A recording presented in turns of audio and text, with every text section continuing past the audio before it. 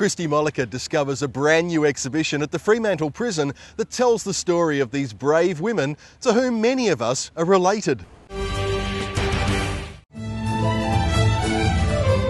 We are all well versed with the stories of the fleets of ships that brought Australia's first white settlers to our shores.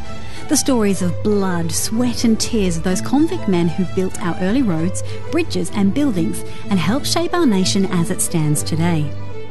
But very little is mentioned about the women who came to Australia on those very same boats, enduring the same harsh conditions as the men, often separated from their children and forced to a life of hard labour.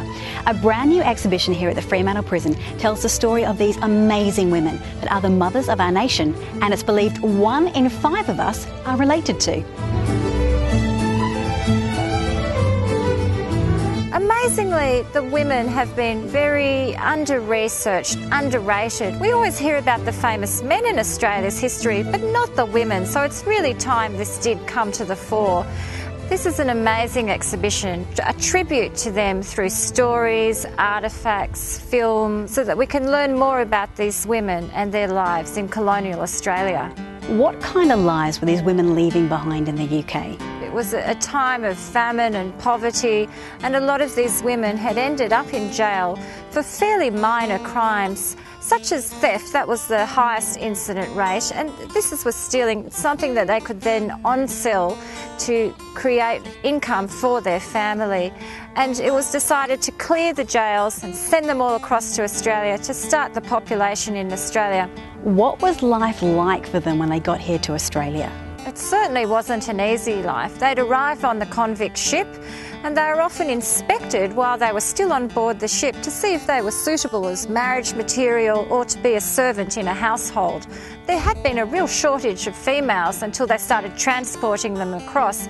This was one of the main intentions for the United Kingdom sending them to Australia. So was it better to be selected to be married? Yes, I think it certainly was. You had the choice, if you were considered to be marriage material, of going to someone's home or being shipped off to a factory and sent to hard labour, put to work in production, such as weaving, spinning, laundry duties, down to rock breaking.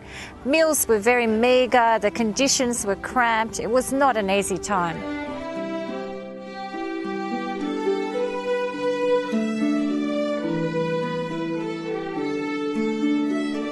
What are some of the most significant pieces we'll see at the exhibition? To me, some of the more poignant, touching material are the excavated artefacts that came from digs. We find children's toys that were at the female factory in Parramatta. There's little marbles, dominoes, part of a toy set. And this reminds us that these were families here, as well as hardened criminals that were sent across.